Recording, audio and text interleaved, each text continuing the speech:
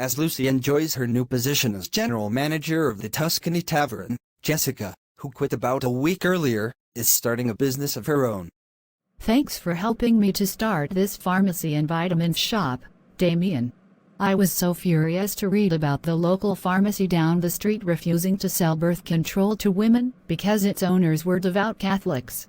I want to run those bigots out of business. Glad I could help. Let's start advertising.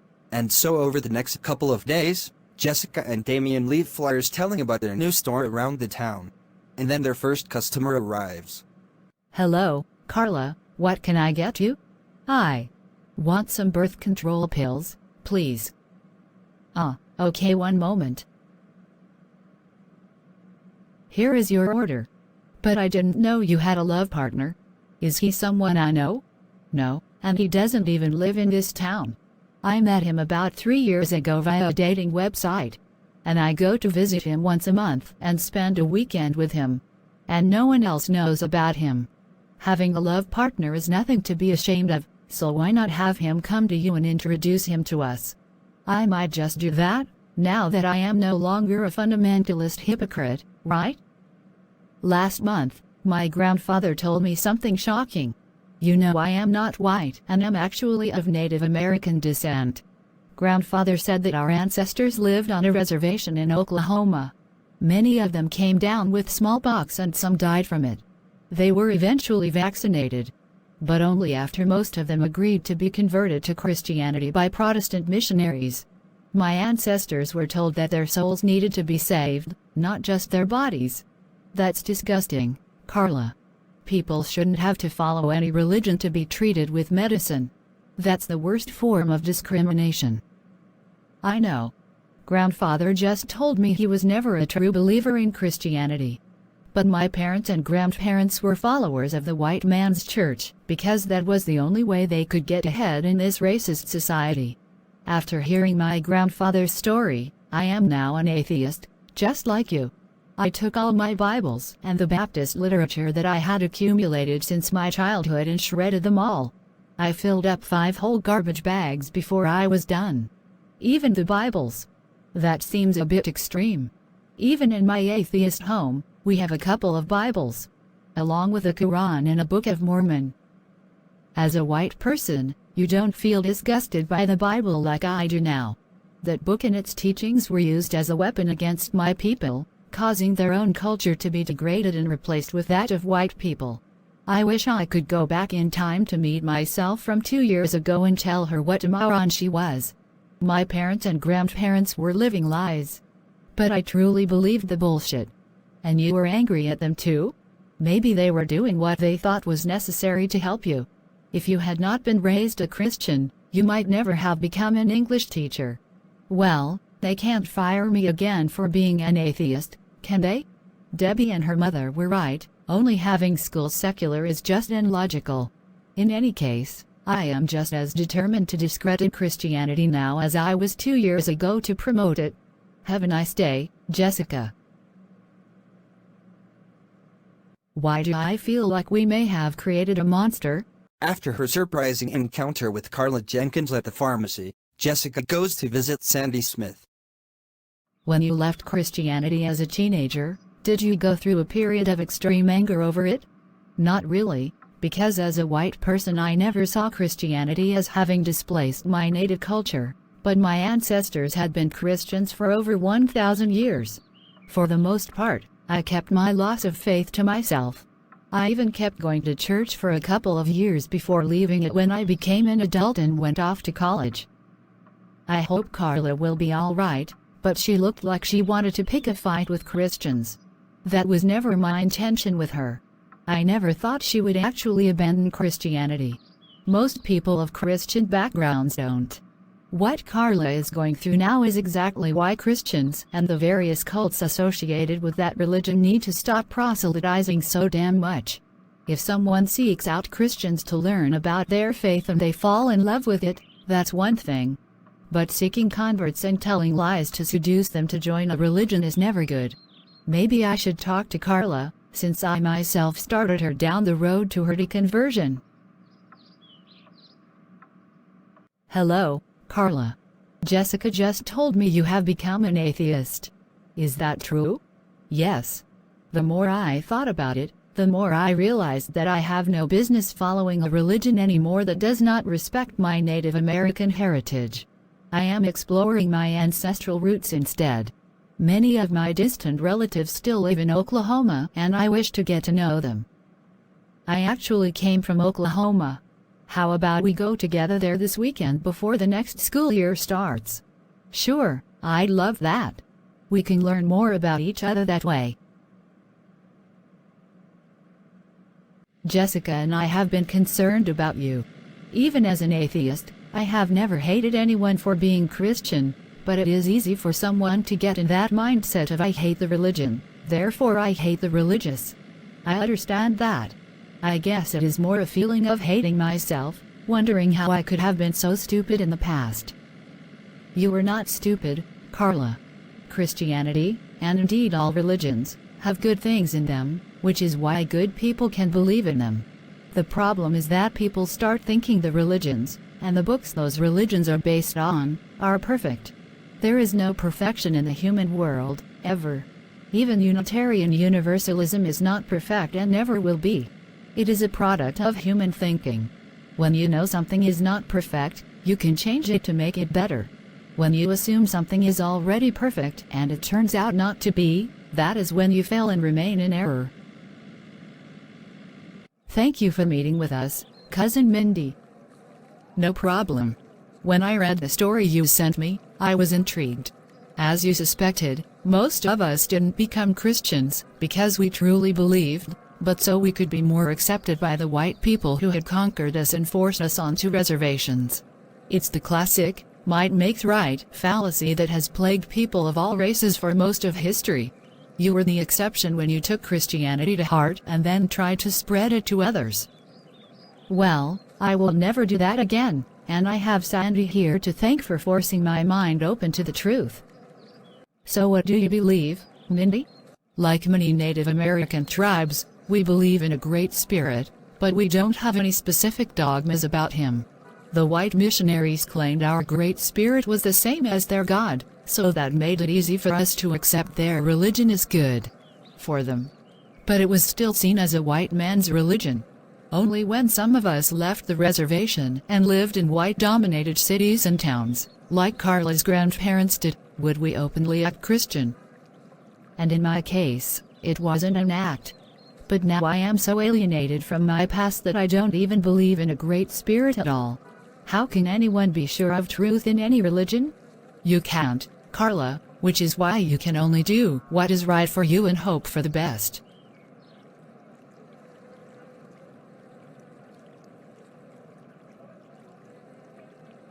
Thanks for coming with me, Sandy. Now I feel a lot better and am ready to commit myself to Unitarian Universalism and its principles. Those principles may have been made up by white people, but they do not destroy or deny native cultures like my old Baptist religion did. I'm glad I could help. See you at church tomorrow.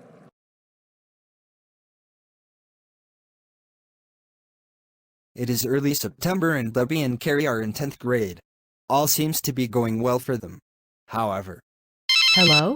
Mrs. Smith, I am afraid I have some bad news for you.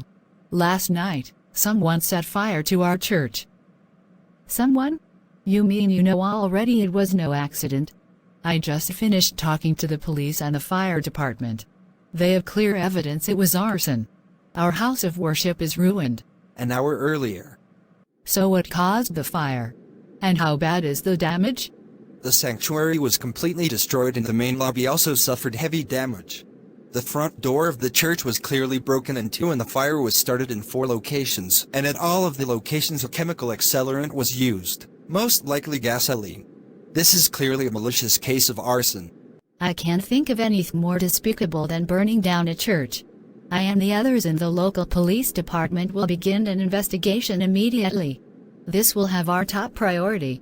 If the arsonist lives in this town, we will get him. Thank you, officer. I will begin making calls to inform the church members. So that is the situation we are facing. I understand that you used to use the Tuscany Tavern as the meeting place for your Unitarian Universalist Fellowship services. Could we meet at the restaurant again? Sure. I will call Lucy, my restaurant's manager, and let her know. She will want to be at the service too. The following Sunday. I wish to thank all of you for coming to this location on such short notice. If you have questions about what happened, I will try to answer them. Do they have any suspects to this act of arson? Not yet. We don't even know if it was a local person or someone from a different city. How long might it take to rebuild the church? At least a couple of months. The church did have an insurance policy that included arson, so we should be compensated enough to begin reconstruction in a few weeks. We just have to find a trustworthy contractor. The construction company I work for can offer you a good deal. I will ask them about it. I'm just glad no one was injured or killed in that fire. As long as the people are intact, we still have a church, even if the building is destroyed. It is far easier to replace property than people. You say you have evidence about the church being burned down last week? I do. In fact, someone actually attempted to hire me to do the deed. I may be a drug dealer, but I do not burn down church buildings. That's insane. And what is this evidence you have to provide? I use an app in my cell phone to record the conversation I had with the man who asked me to burn down the church, just in case. Listen to it.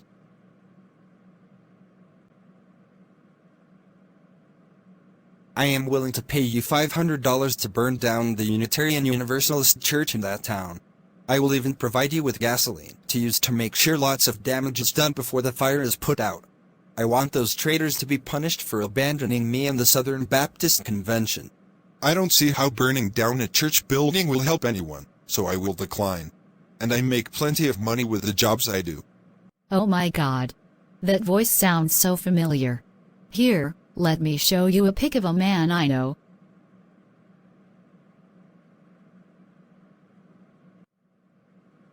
Yes, that is the man I met with. After I heard on the news that the church was burned anyway, I figured that either he hired someone else to do it or he did it himself. Thank you for coming forward. Looks like I will be arresting that bastard again. I doubt it. He's serving at a church in Oklahoma City. That's where I met him.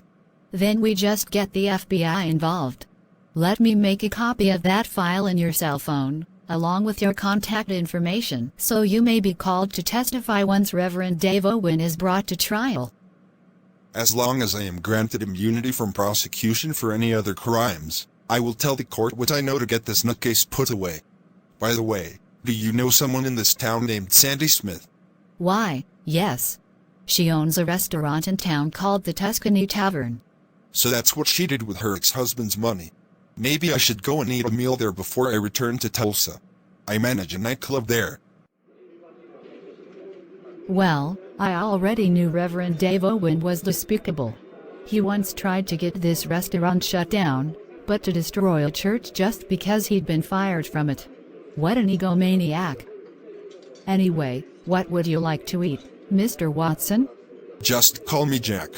And I will have some chicken Alfredo, a loaf of seasoned bread, and a glass of white wine. Sure. I will handle your order personally. Thank you.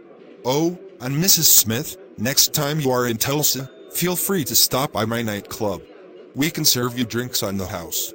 After some consideration among the members of the local UU church, its board members agreed to have the next service in the local park to accommodate more people. Welcome, everyone, to this special service of our Unitarian Universalist Church. I am the Reverend Emily Denton, and I normally lead the services, but for this one I have decided to let Miss Carla Jenkins give the sermon today. Carla, you may begin.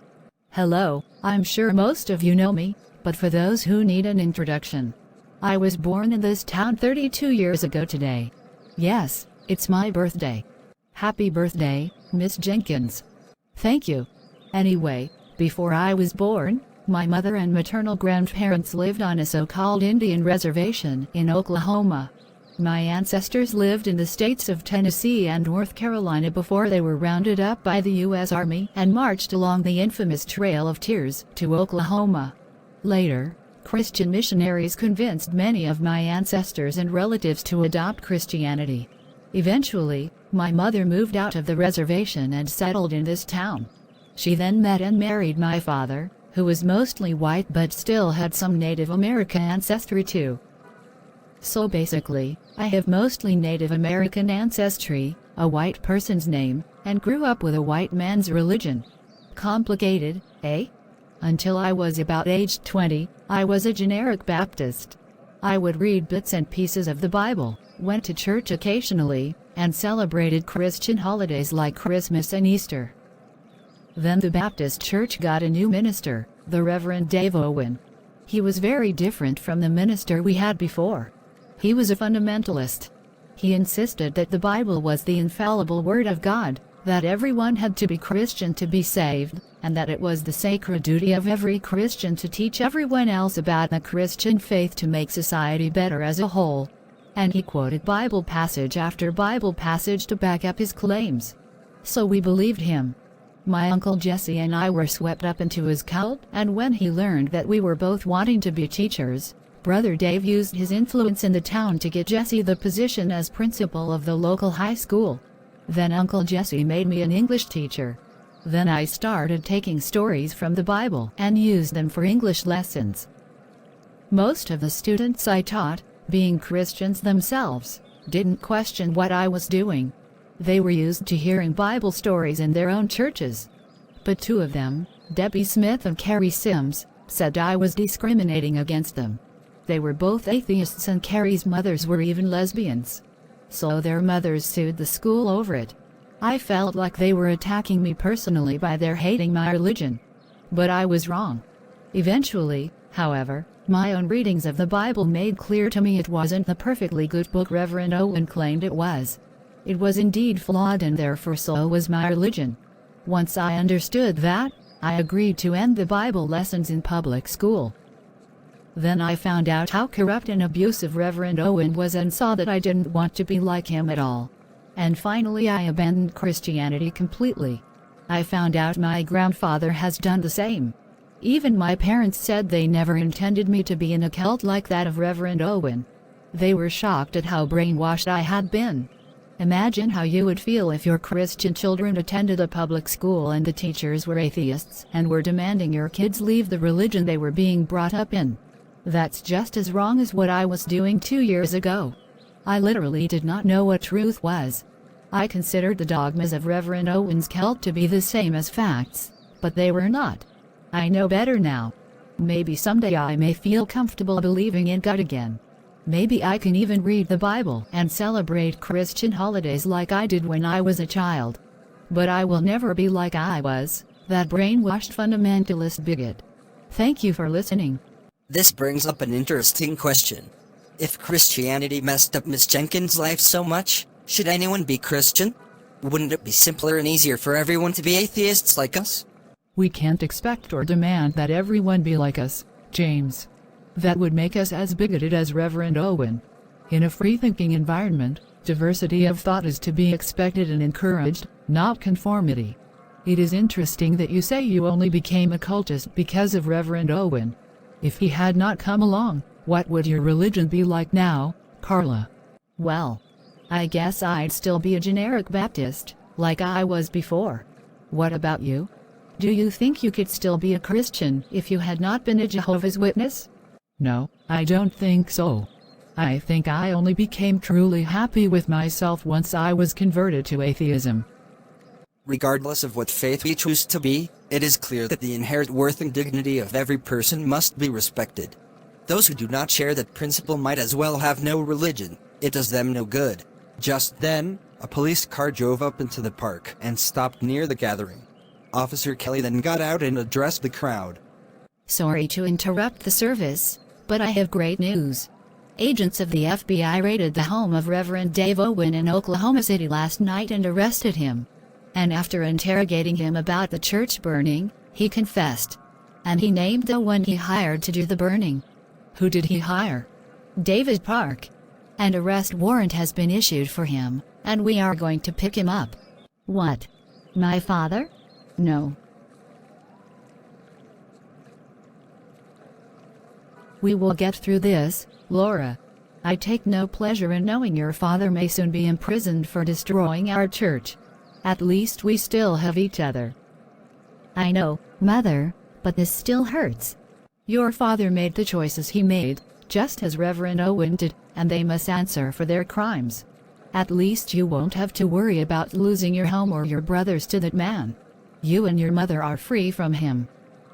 Thank you for your support, Sandy. Mother, if you don't mind, I want to spend the rest of the day with Debbie. I will return home tonight. No problem. Take care of her, Debbie. Of course, Mrs. Park. I'm sorry, Debbie, but I am not feeling romantic at all today. All I want to do is cry my eyes out and be held. Then I will hold you for as long as you need me to, Laura. I love you. I just have one question for you, Debbie. When would you want to get married? I haven't really thought about it. Why? Well, I have. And I know we are both only 15, but if you and I reach the age of 18 and we are still a couple, I want to be your wife. I want to spend the rest of my life in your arms, Debbie. I never want to be without your love. Laura, I don't know what the future holds for us. But in any case, I always want to be a part of your life too.